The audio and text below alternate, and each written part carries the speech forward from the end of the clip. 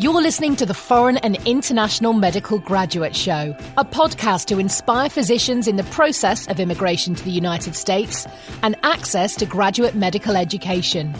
We create meaningful and helpful content that motivates medical students and doctors throughout the world, with the goal of creating a community that supports itself and gives feedback to each other, that stays updated with the most recent tips and advice on how to make it in America and become a successful resident or fellow in the speciality of your dreams. Dr. Alonso Osorio is board certified and residency trained in both emergency and family medicine and will be bringing you 20 years of his personal experiences, struggles, and motivation. We'll be chatting with people like you to talk about the lessons they've learned along their personal path, how to make an impact, and how we can all benefit from it. Also, we'll analyse the current resources available and how to benefit from them. Thanks for joining us. Please enjoy the show. Hi, guys. Welcome back to the Foreign and International Medical Graduate Podcast. And I have a very interesting topic again. As I promised you in the past, we were hopefully going to bring back Dr. Aneja, and I happened to make it happen. She is an extremely busy internist that specializes in infectious diseases here in the Tampa Bay area. And we have been working together for the last several years, and she has been really busy. And finally, she has a little bit of a breather because she's been part of helping us during this pandemic. And she's a frontliner out there helping us throughout the city of Tampa Bay and many community hospitals, large hospitals in this area. So welcome back, Dr. Aneja. Thank you for having me, Dr. Osorio. Thank you. No, this is awesome. Dr. Aneja, there is so much stuff going on these days, so many questions, so many conspiracy theories, so many people that have stopped believing the doctors. They have stopped believing science, and their sources of information is mostly Facebook, and that's how they're following the trends on what's going on, and they really stop believing us physicians. And I've seen it. They come and they say these ridiculous things to us.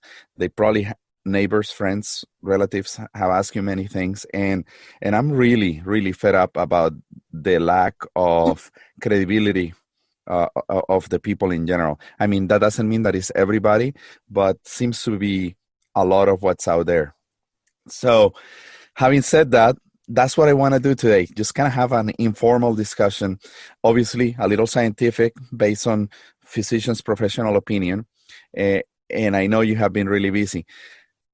Right now, you said that finally you're getting a breather. What it was like at the very beginning when everything started, that you started seeing cases throughout the hospitals? What was it like? A day for you, what was it like? So in the beginning, when you and I first spoke about COVID, it had just started. So yes. Actually, we thought that was going to be the worst we could see. But I think after that, things went down. But the second part of that first wave, which we got in the end of May, towards the end of May, June, all of June, almost all of July, was actually worse than the first time. We had, and I'm sure you saw it you're the one that faces it first. We had a deluge of patients from the community. We were getting so many sick patients that were from all ages, from all backgrounds. There was not a single demographic that was getting affected. There was no correlation between their symptoms and their health status, which is often said. And they were sick if they were sick, and they were not. It didn't have any correlation. But we were getting families together. We were getting all kinds of patients. But there were times when the hospital would just, we were opening unit after unit, especially at our big hospital that you and I work at. Regular medical floors were being converted into COVID units very fast. The speed with which we had to convert them into appropriate rooms, get the staff ready to see them. It was really something. We always prepare for this, but we don't hope we never hope to see this. And that's what happened. An interesting phenomenon that I saw, it's obviously we're afraid of the unknown, and that's normal for the humankind and anyone. And myself, down in the ER, I was wearing like crazy PPE, double gowning, double glowing, sometimes triple gloving, 2-3 masks, shields, etc. And the more we learn about the disease process, I continue having precautions. But, I have seen this picture from Brad Pitt from the Fight Club that, nurses before and after. Before, super covered, super protected, and now, after we learn about the disease process, they're almost going bare naked to take care of the fight the virus, which is not the case. But we Right. do understand the disease process a little bit more. We know what to do. We wish we had every single room as a negative pressure room, but right now every room has become potentially a COVID room. So the mindset has changed. We have learned the disease process, but I know that as we have gone along, we have learned a lot of things. What have you learned throughout this process on the behavior of this virus? So I think the virus, and like I said before, the virus is doing what it's meant to do. It's supposed to spread from person to person and wreak havoc and create a pandemic. It's still doing that, It's what I've learned about the behavior of humans, that are enabling the virus. And that's what the problem is.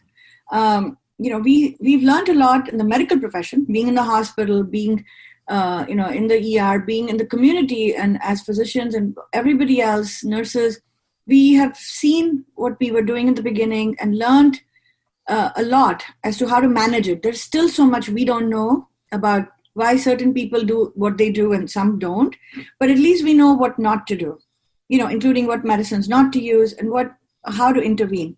But what I'm not able to understand and change, unfortunately, is the behavior of people out in the community. And that's what's making this virus so successful in what it's doing. And there's no end in sight, because I have never felt, there's always myths about medicine. You have people that come and tell you, there'll be a small number of people that don't believe in medicine or don't believe in treatments, and they do what they want to do for certain illnesses, right? But this one has compounded to a pandemic of misinformation, I would want to call that, and that's sad, because we are fighting with the disease and then we are fighting with the misinformation out there. So the human behavior has come out to be the worst. There are some who are doing whatever they can, the best they can, putting themselves at risk. They're sacrificing. And then on the other extreme, you have people that are not even willing to make the slightest change in their lifestyle because they think it won't affect them, but they are spreading it to others. And then, that's where the problem is right now. We could have put an end to this a long time ago. I think the behavior here in the United States has been rather selfish by many people. As you and I have seen now, New Zealand is back to almost normal life, and they have had like 0 cases in more than 100 days. But when you say the pandemic misinformation has been huge, yesterday I popped open an article from the Wall Street Journal on how the United States media is considered somehow responsible about misinforming the people about how things are behaving, and they're not giving you the objective facts. And also, as you said, irresponsible behaviors like Sturgis, the motorcycle rally that is happening as of now, that is hoping to receive thousands and thousands of bikers this weekend, that they think that this is all a hoax. Do you think it's a hoax? I'm going to ask you that. Doctor, this is a hoax, right? If it is a hoax, people are doing a great job uniting and pretending. We've seen millions of people pretending in a great way all over the world, to keep the hoax up. This is beyond understanding. And the rally is one thing, but even when we drive around, don't you see, restaurants and the beach, and people, even in our own communities, they look at it very suspiciously. And I feel like it's not their fault, to be honest. I've been analyzing. So if you turn different news channels on, or if you turn different social media sites on, the messaging is so varied depending on what you're listening to, that one person is told one thing and the other person is told one thing, and that becomes their truth. So what they're seeing is, my extended family of 100 people, only one got COVID, nobody died. And what this news channel is telling me is it's a hoax, and all the doctors and the politicians are making this to be a big thing because they want some things to happen. And then that's what they see. While we see the other side and we see everything. And then there's some families who've lost so many family members to COVID, and they're listening to the part which says, yes, this is real, So that's what we are dealing with right now. The ignorance, it's almost like a stubbornness where they've associated COVID with their political leaning, with their religious beliefs, with their freedom. I never knew how a mask could represent your freedom. I mean, wearing a mask and not wearing a mask is not a sign of freedom or not having it. I don't know how that came about. And that's what scares me, because we are living in an era where people are so vulnerable to misinformation. And that just keeps going on, not just for the virus, but for many things, So to the point where it's almost exhausting when we're working in the ICU, working on the floors, and you see patients go bad, and then some of them pass away. But then when you leave and you hear people saying, oh, I don't believe it and I'm not going to do, it's demoralizing. It's very sad. And you almost feel helpless. You don't know what to do. And then you just focus on taking care of those who need you and keep going on, When you say helpless, I completely understand, because some days I have people that are sick and they have horrible x-rays, horrible clinical presentations. They have very poor outcomes. They're cyanotic. They're struggling to breathe. And I have seen a couple die in front of me, but I have also seen the other spectrum. Sniffles, runny nose, I lost my sense of smell. And people ask me, Dr. Osorio, so what are you seeing? I say, I'm seeing a little bit of everything. I mean, and people want to know, but how many are dying? I say, I don't have a specific number based on my personal experience. I tell you, a few are dying, obviously a small percentage, but most of the disease, thank God, for some people is mild. But I don't understand as of yet what is the pathophysiology or how the disease happens, that how come some people get it so mild and some people get so sick, and sometimes healthy people with no underlying medical conditions. What do you think is that? And that's where more experience will come in. We see the inflammatory pathway go up, the cytokines go up in young healthy people. They are so quick to respond. They're inflammatory, like their body fights it, right? So they go into this big phase where everything starts to fight the virus, but it then acts against their own body, right? Their lungs start to get inflamed. We see that. Underlying comorbidities do affect people, like if they're already obese or they have underlying lung issues. And the other thing is, which you mentioned, how many people are dying? That question is what I want to focus on. Since when did we start only worrying about dying in this country? The surveys that we do when patients come into the hospital, when they come to your offices, it doesn't ask, did the doctor kill you? Did you die? Right? Mm-hmm. They ask you, how did you feel? How did you get treated? Or even when we are trying to do medical treatments of disease processes, we are trying to make their life better. We're trying to keep the quality of life going. Coronavirus, COVID, is not a respiratory illness alone that kills or does not kill. It's not the flu.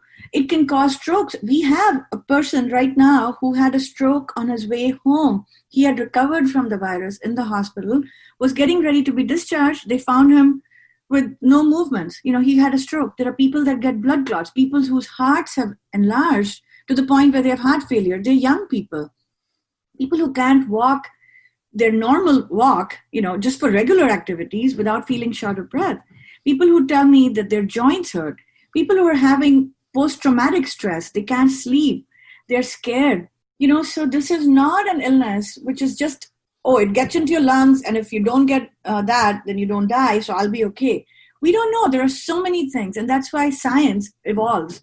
So when people start saying how many are dying, I've honestly stopped to think, why are they asking me? And I ask them, why does it matter to you how many die? What about the other problems that are happening? And why would you want to take a chance that somebody in your family or your loved one gets infected by you, and there's a chance they could die? Was that a chance you want to take? I mean, even if it's just about dying.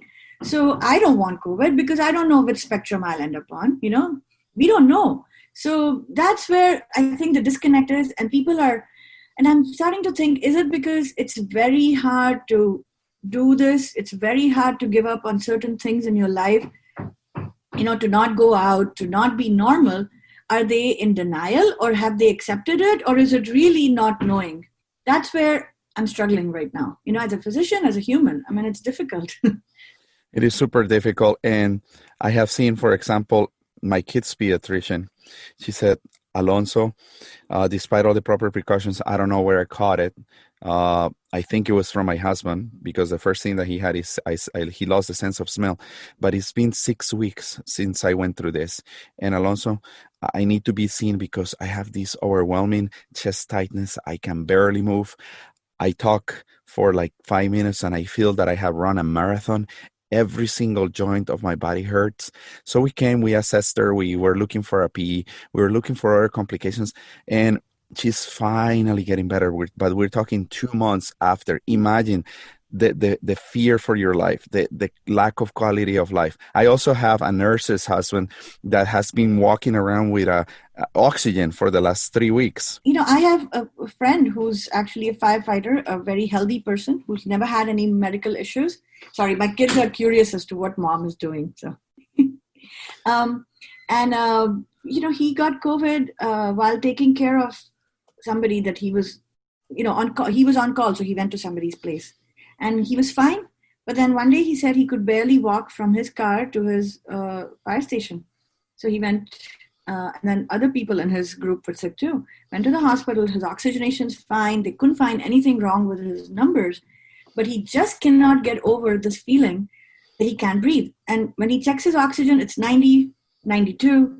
But that shortness of breath, where he feels like he's done, an hour of workout, or he's actually climbed up so many stairs.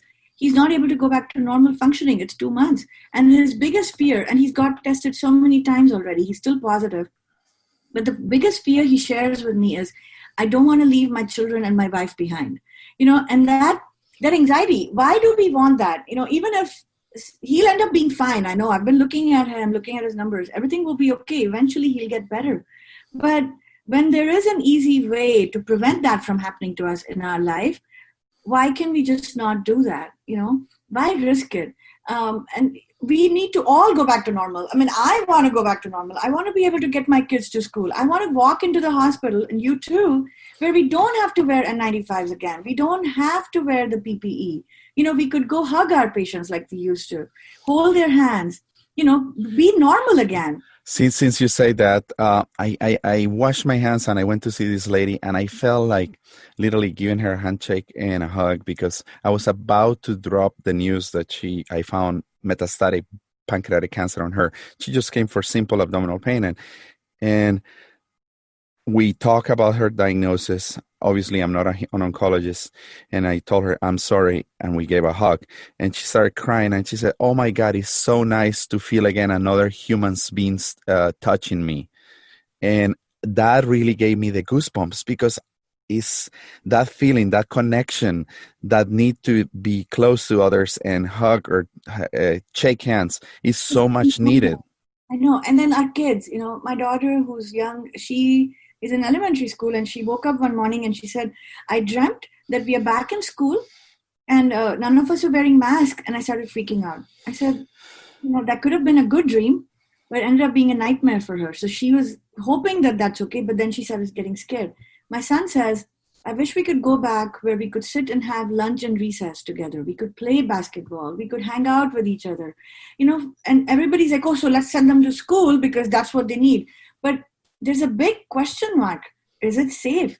So in order to ensure that, we all have to do the right thing. We just have to make sure we wear masks, we use the proper precautions to cut this down. So at the end, that will become reality again. We will go back to normal. So our kids both go to the same school, a private school here in town. And I think we've been exchanging and postponing the interview because we thought that they were going back yesterday, and they now postpone it to next Monday or the Monday after.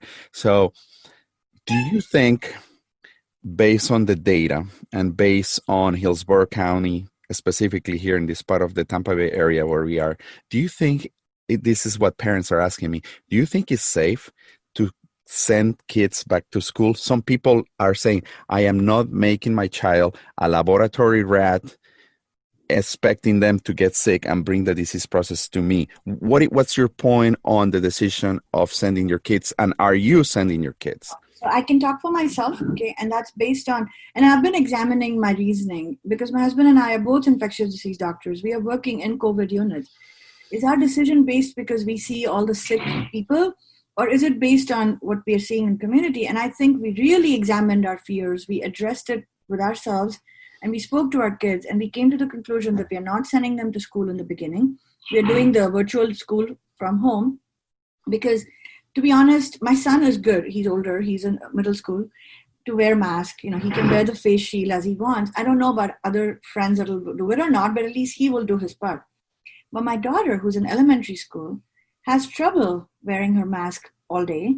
Even us, when we are working, it's so hard for us to not do what we are so inclined to do, touching our face. Like, we want to get off the mask. So she couldn't do it. I walked with her the other day. She just couldn't do it. So I decided, for me, I think it's safer to keep them at home, especially because we have the privilege that we can keep them at home. We can do virtual schooling. We have people that can take care of them and see how it goes in the beginning. Parents have decided to send their kids to school, and I'm okay with their decision. I'm sure they looked at their children, they looked at their risks and benefits, and they came to their own conclusion, because most parents that we send our kids to school with, they're all educated, they come from a different background. So their needs and their decisions are based on their situation. So I'm okay with their decision, but I want to see how it goes in the beginning. And we're actually meeting people, and we're going to make more streamlined process for school to make it safer for the children. And once that happens, we'll see how it goes. But I still go back to the same meme on Facebook. If schools are not able to control lice, how do you control COVID? Wow, that's a good one. That was just a joke I saw, and I was like, that's so true. I cannot imagine elementary age kids, when they're in recess, not wearing their masks, which is going to happen, staying away from each other, not coughing on one another. And it's not them. They might get sick. They might get very sick from COVID. There are children who get very sick, or they may just bring it home. Or will they spread it to their teachers? We don't know, because when they studied children, that was when there was a lockdown. Most of the world was at home. So children, we don't have much data on them. If it's just going to be what the politicians are telling us, oh, it's nothing, kids are okay, I'll believe them when I see it. Right now, we don't know. And I think the difference between physicians and scientists and politicians and people that don't know science is, a scientist is willing to say, I don't know. A doctor is willing to say, I don't know, when I don't know something. While people that don't know anything are the ones that tell you, I am 100% sure of this. So I'm not taking their word. I'm going to wait and see. So my kids are not going to school. But, let's see. Maybe in a month or so, how things are. That's a very good answer. And sometimes patients look at you with the eyes blown open, because as a doctor, they think you know everything. And when sometimes they come in with symptoms that don't explain a disease process, I tell them, so what do you think is going on? And you look at them and you say, I just don't know. I'm sorry. Every single test that I run in you is normal, but I just don't know. They look at you like you were a unicorn, some weird type of person, but that I think that is an honest questions, because we don't know everything, and more with this disease process, we don't know everything. So looking back, doing the research, studies that are getting published, literature that is being coming out there, where are we standing on hydroxychloroquine as of now, Dr. Aneha? Changing the topic and talking a little bit more about science. Where are we standing on that? In the beginning, we were using it, it was part of all our COVID protocols. We were using it as much as we could. But in our oath, we all took it. We say, first, do no harm. And we use evidence to use drugs in every aspect, not just COVID, but anything that we use. We use evidence based on trials. And in pandemics, unfortunately, sometimes it's not available to us, but we look and see if a drug is working, and then we weigh it against the risks and benefits, right? Like right now, we are using remdesivir. We are using that drug, even though we don't know long-term what's happening, even though it's been approved by the FDA, because it works.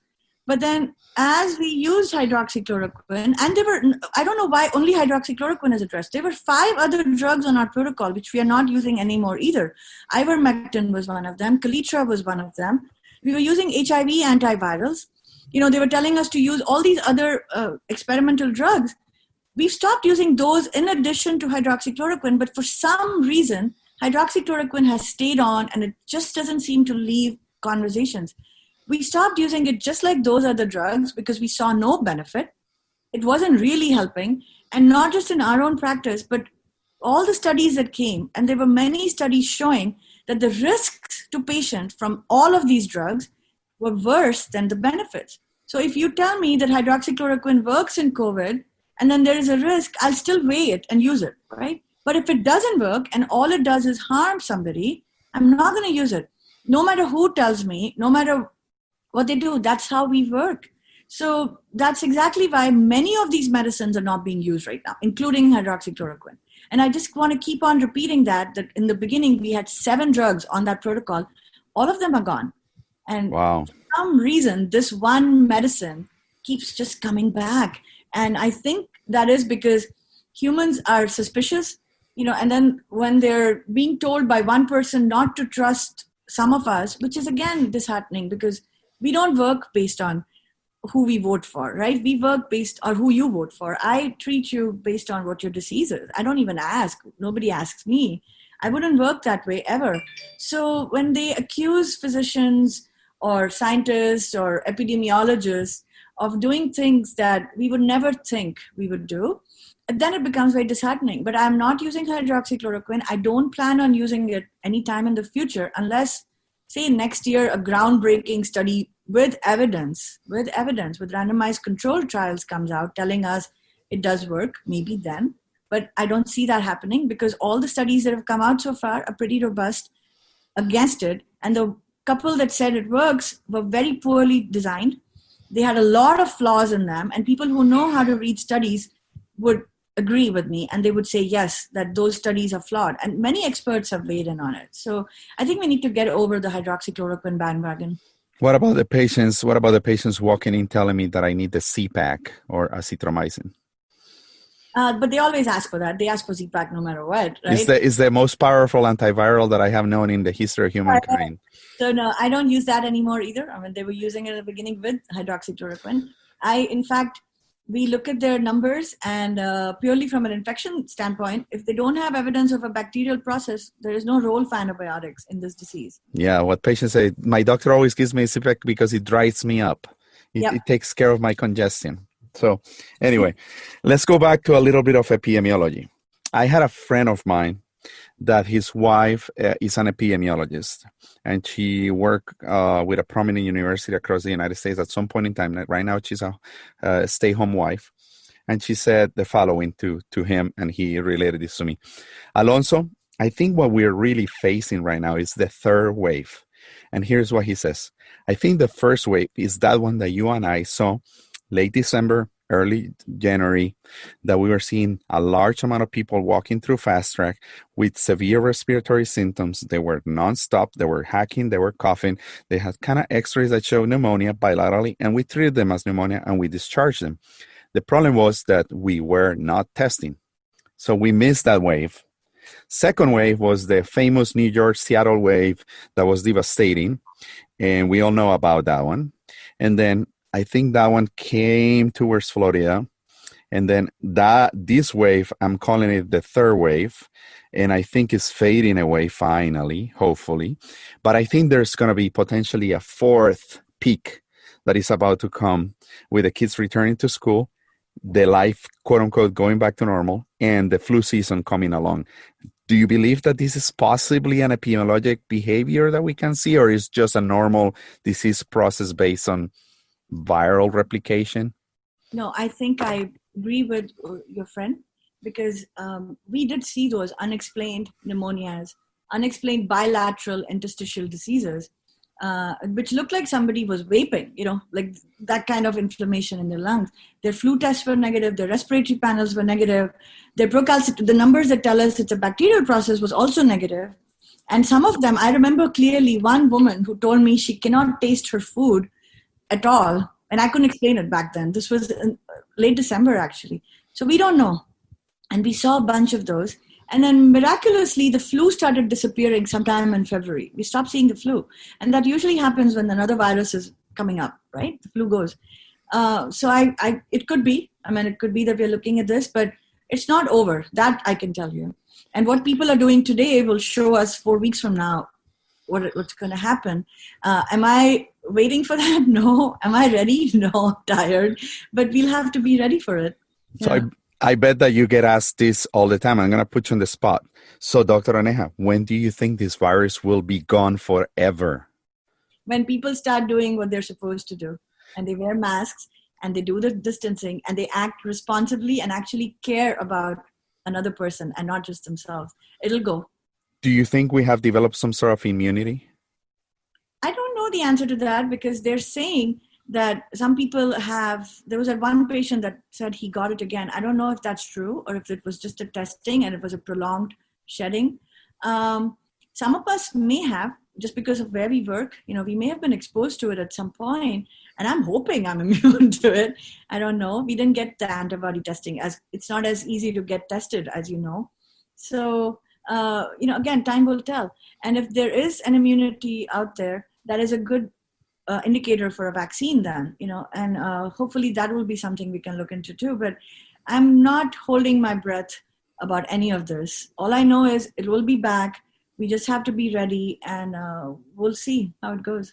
Now, about testing, how sensitive or specific is the antibody testing, and how reliable it is as of now on what the quality of the testing that we are providing out there? Just the antibody testing to see if you were ever infected. Yeah, the antibody testing, different sources have made it. And I don't think it's a very reliable test right now. We're not seeing a very reliable outcome. That's why it hasn't become as prevalent as it should have. The test, that would have really helped us. But testing by itself, has been a problem in COVID. So once we get the antibody test, which is really helpful and will give us an idea of the actual prevalence in society, we can all make informed decisions. That's when we'll know, is it safe to go back to the movie theaters? Is it safe to open school normally? Is it safe to cohort a certain group of individuals who are negative, and then the positives can do, so there's so much more to be done and so much more we should be doing.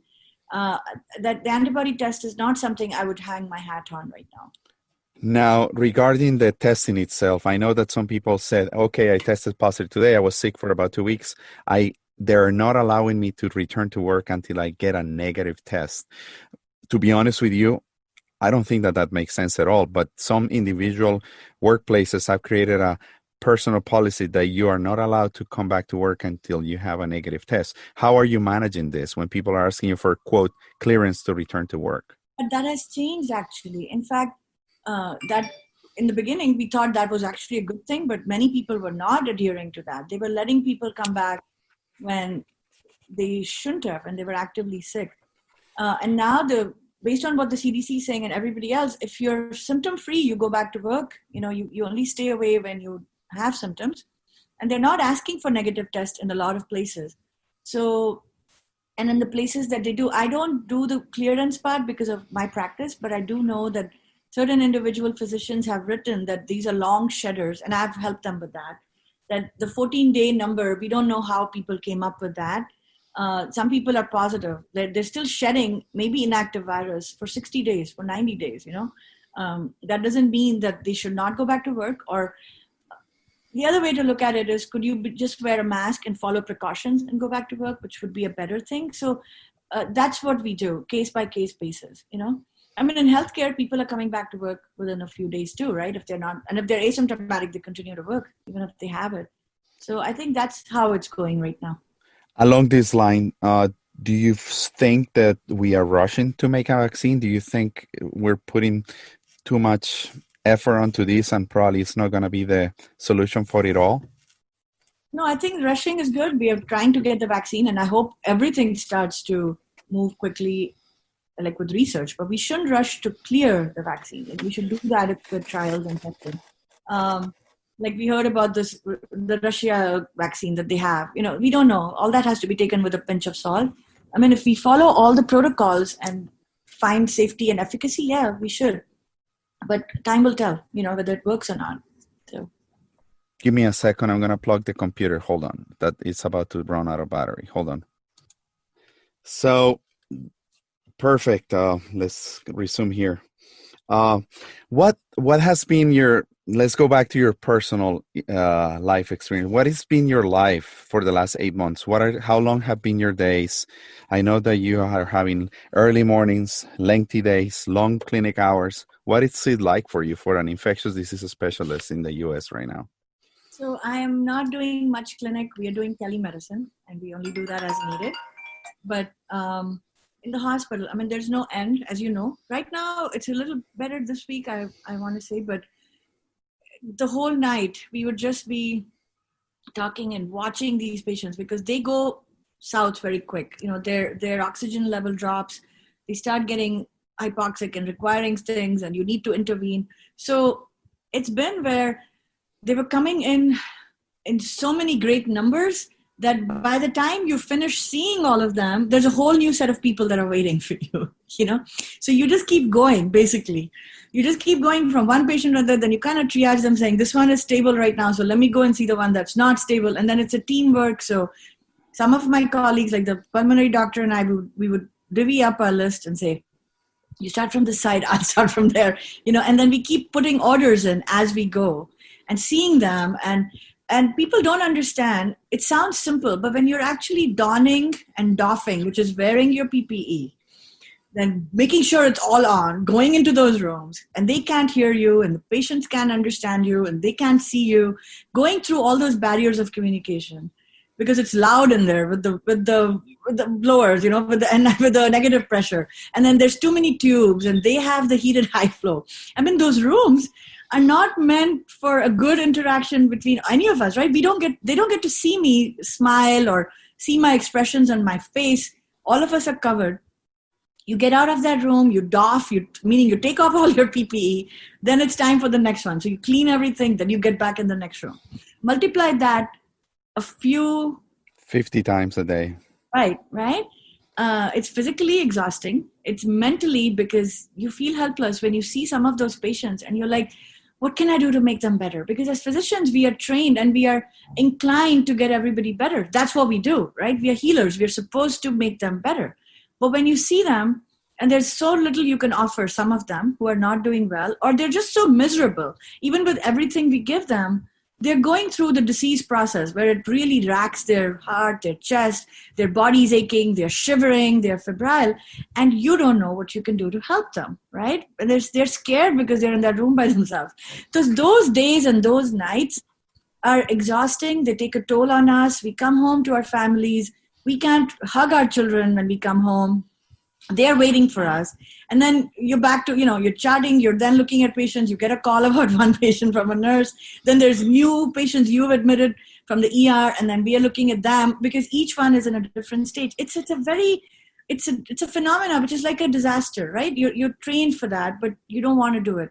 So it takes a toll on all of us. And then there's that underlying fear. We are vulnerable. I don't want to get sick when I'm taking care of these patients. I'm human. I don't want to bring it home to my children, and we all talk about it and we all discuss that amongst each other.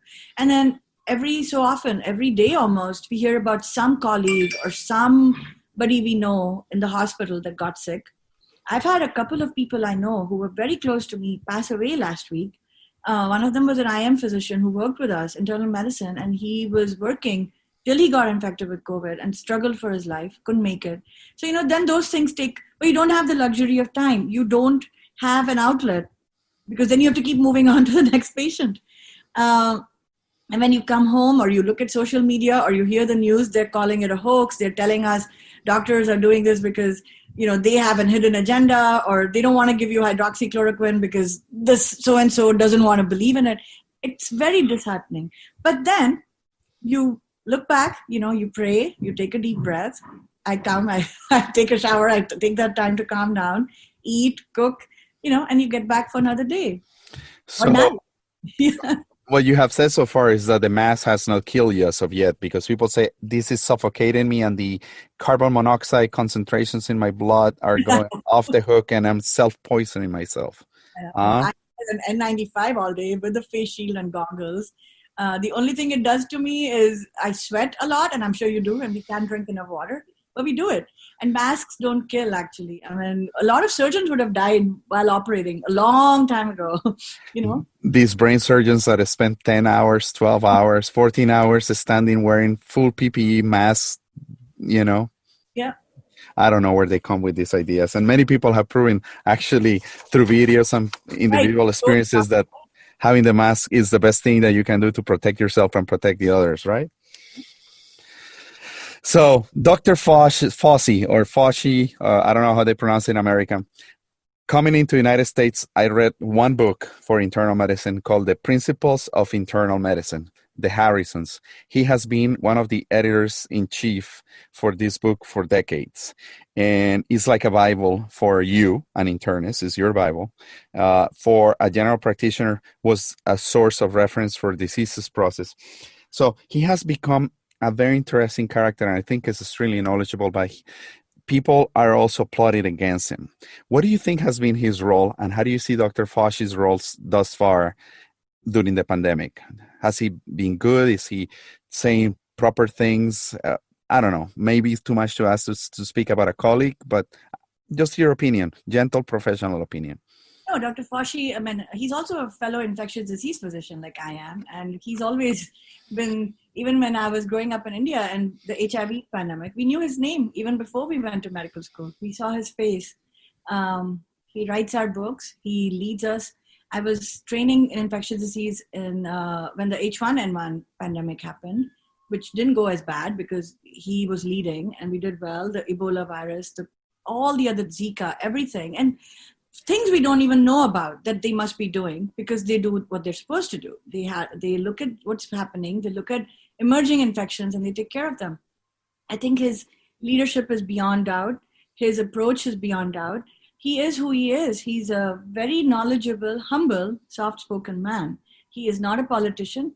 He is not a person that plays a part and sensationalizes things because he's not out there trying to create drama. Right? That's not what physicians do. That's not what scientists do. He speaks the facts. He speaks them without any added emotion, is what I would say. He states them for what they are. I did see emotion when he was confronted by falsities, when he was, having to give a deposition or something, when he was talking to Congress. I remember that. And I saw that fire. And that only comes when a truthful person has been pushed to his limit. It's his personality. I can't imagine myself sitting there trying to be calm. I mean, each person's different. And sometimes do you want him to speak up louder and be angry? But that's not who he is. He's given up his entire life.